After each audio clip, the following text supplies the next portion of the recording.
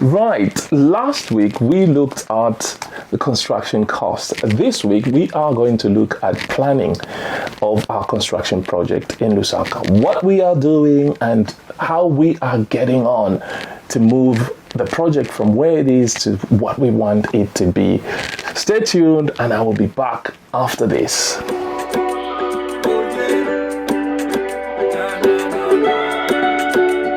Jamie? Last time I sang, Fantastic, and I thought, why not jump onto this idea? Now listen to this and let's just start building. You could say that everyone can do it and not just About 100 mil. Now, if you look at that, that's more or less like a slab in itself. I was chilling with the bros who was up for a night out. Yeah. So you in the cut with that wifey demeanor. Hey, looking so bored out your mind though. You kinda give me the sign, so conversations became. Right, welcome back. Right, good morning, good afternoon, good evening, wherever you are watching me from. If we haven't met, my name is Kelvin Perry, and I'm running on this channel a series, How to Build in Zambia While Living in the Diaspora. And hey, it's not just on this series, on this channel, we've got a very interesting group as well on Facebook. If you can join us, if you go to Facebook, you can search for Zambia's Builders Living in the Diaspora. And you know, we are trying to get this going, and there will be quite a lot that will be shared on that platform, on that group as well. Now, before I get on, please remember to hit that like button, subscribe, and smack that bell. Hey, I do appreciate everybody that is really following us, that is giving us that support. I appreciate everyone, your time, and I believe that by being part of this community, you are definitely going to gain, just like I'm being blessed as well, being part of this community. But before we get on with what I want to share, please remember to buy this book. It's on Amazon. It's in hard copy and in soft copy on your Kindle. If you've got unlimited, please do that. There's quite a lot that is packed in that book. And today I'm actually going to read something from what we are doing, because it's a topic that is covered in the book. But I will do that. So let's get on to what we did. Let's just recap with, what I shared last week, and just to remind everybody, you can go and watch season 3, episode 6, How to Build in Zambia While Living in the Diaspora, to see what it's all about. But hey, just remember, the details are there. The specification, which I didn't go into so much detail, I gave you the dimensions of the plot. The specification, I shared that later on as a post and on Facebook as well. So if you go to that, you will find it there. Now, that done, let's get on to what I want to share. So where we are now, so we've got the wall fence built. So the question is, what are we going to do with this piece of land? And I know a lot of people are actually thinking of that.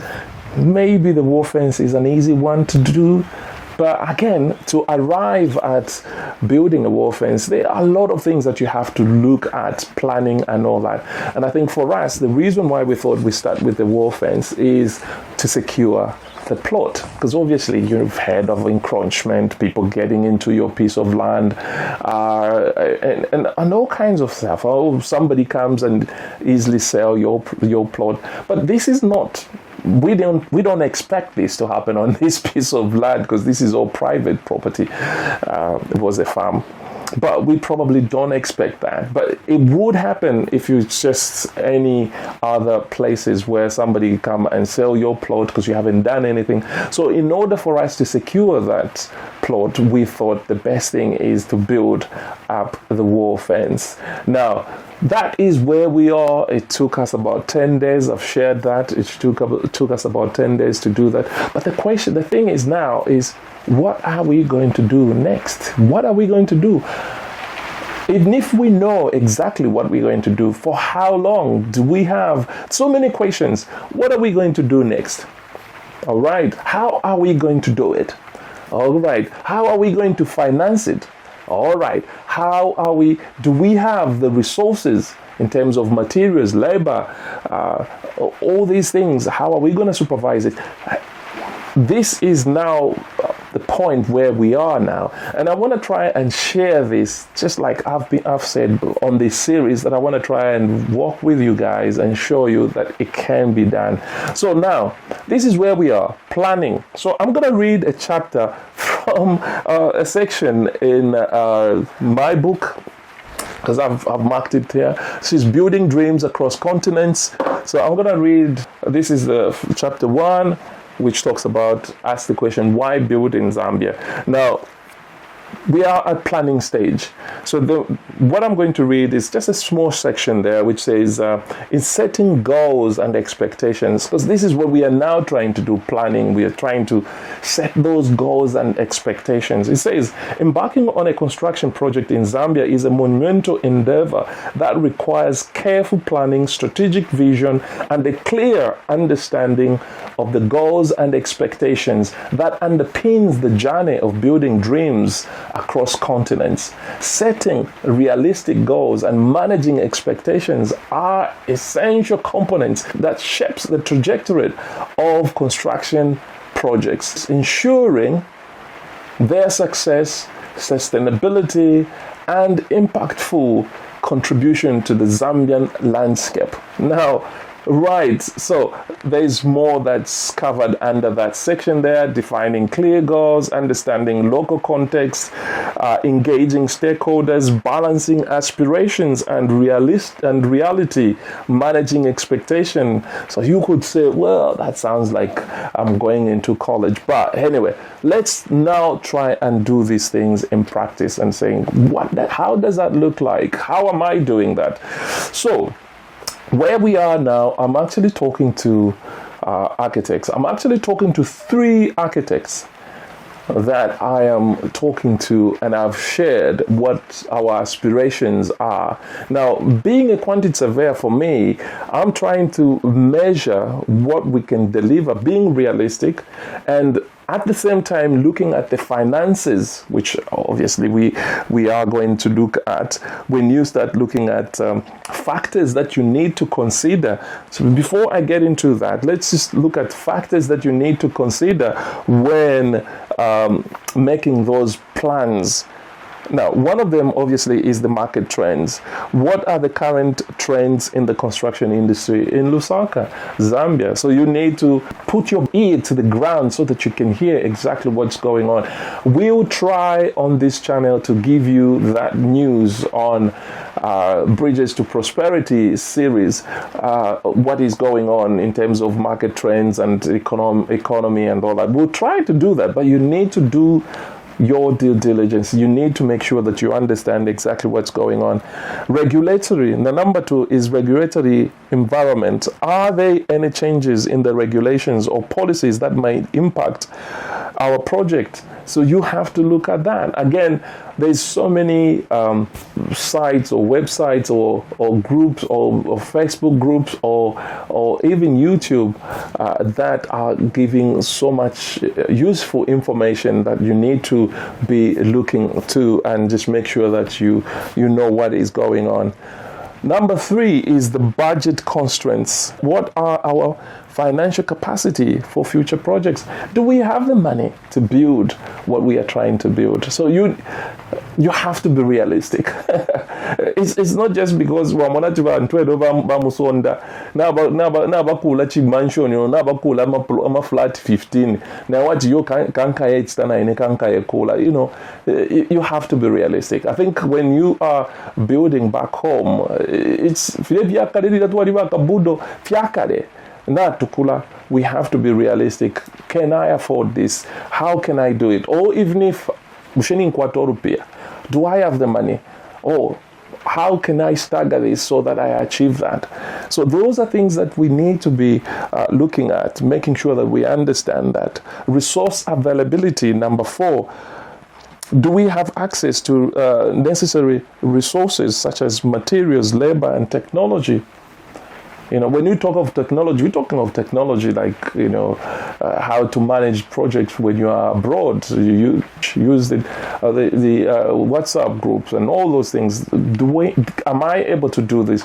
Can I pay contractors from where I am using internet banking? All those, the technology, all those things, I think we have shared those. You look at that. Sustainability. And how can we incorporate sustainable practice into our construction project?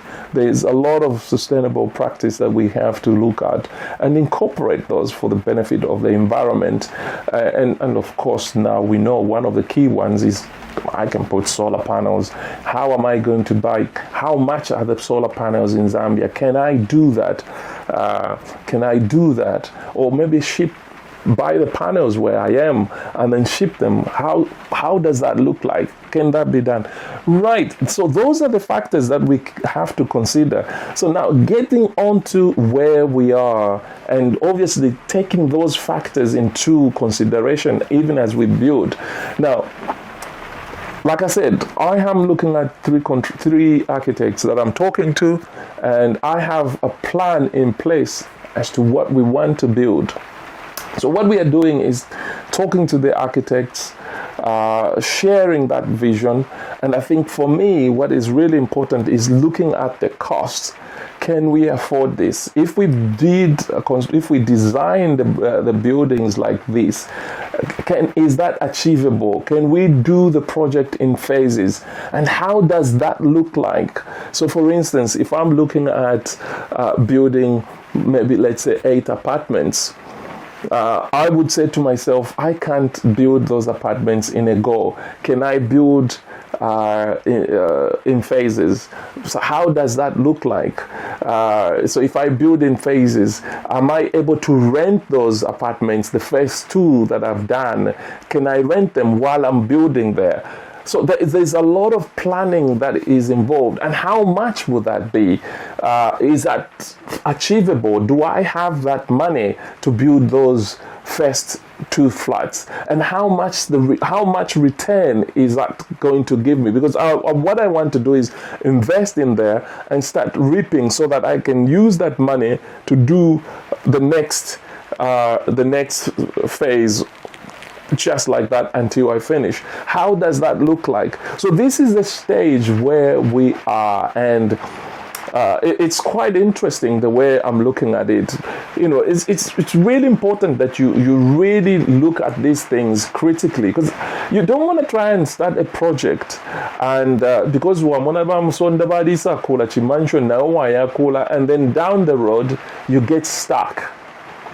Because when you get stuck, you start now thinking, oh, okay, I need to finish this. How am I going to do it? Is my salary where I am, if it's in the UK like me, is that enough to sustain that project going? And then for how long? Can I afford to send £1,000 every month to Zambia to finish that project? Or do I need to go to a bank or a building society to borrow some money? What is the interest rates there? What is the interest rate? So if, for instance, between 25 and 30% if you borrow from Zambia, can I sustain that? Or let me just finish that project and then, I will not be able to break even. It will take me 5 years. I'll just be paying and then, using the money from here to supplement and then it will take 5 years and then I can start gaining some returns. It's really important to just have that feel at that critical stage how it's going to be done. And this is what I'm doing. This is exactly what I'm doing. I'm looking at how am I going to do this? Am I going to finance this from the little money that I've saved here? Can I finance the first 2 projects? But if it's the first 2 apartments, how am I going to design? Because again, design is really important. You just don't want to design and then you realize you don't have enough money to actually finish that project. So it's really important to look at those critical factors to make sure that your project is achievable, and you give yourself a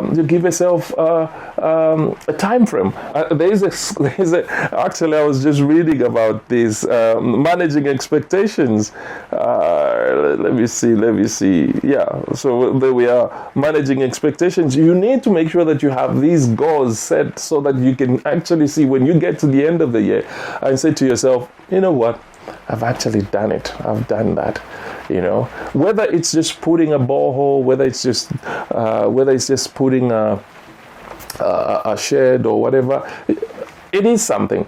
So the next thing is get the design agreed so that we know exactly what the layout is going to be of the structures that we're putting there. After that, we will build the caretaker's house and the storeroom. Once we've built the caretaker's house and storeroom, we will drill a borehole. We'll drill the borehole because we will have somebody looking after that. Now, there won't be power.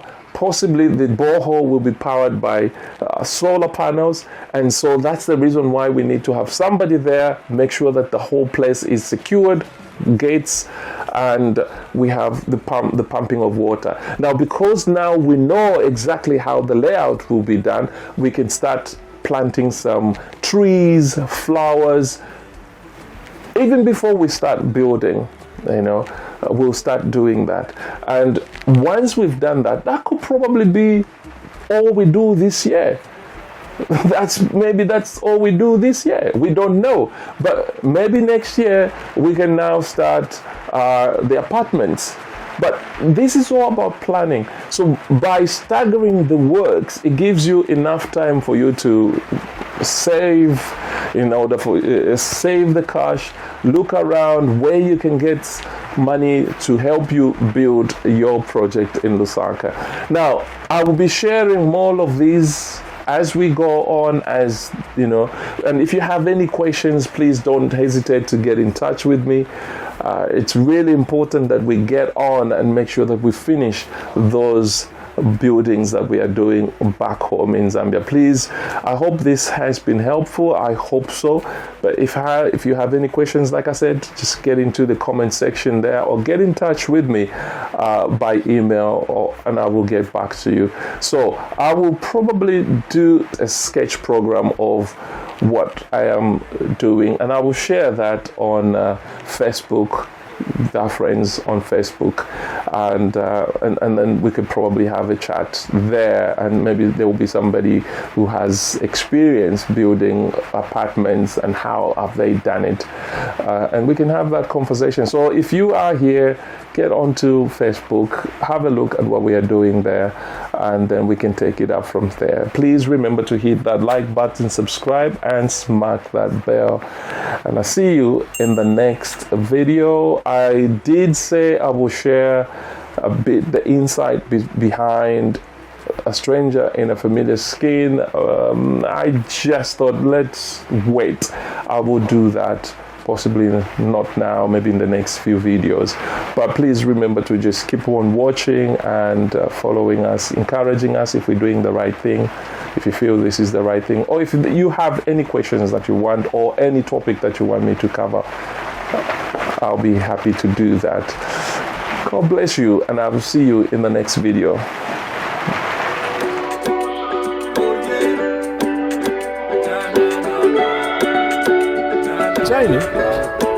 Last time I sang, Fantastic, and I thought, why not jump onto this idea? Now listen to this, and let's just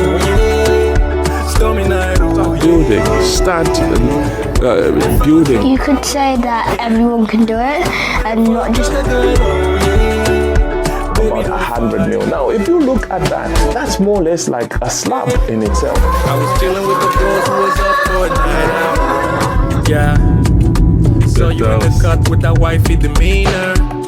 Damn. Looking so bored out your mind though. You kinda give me the sign, so conversations became real.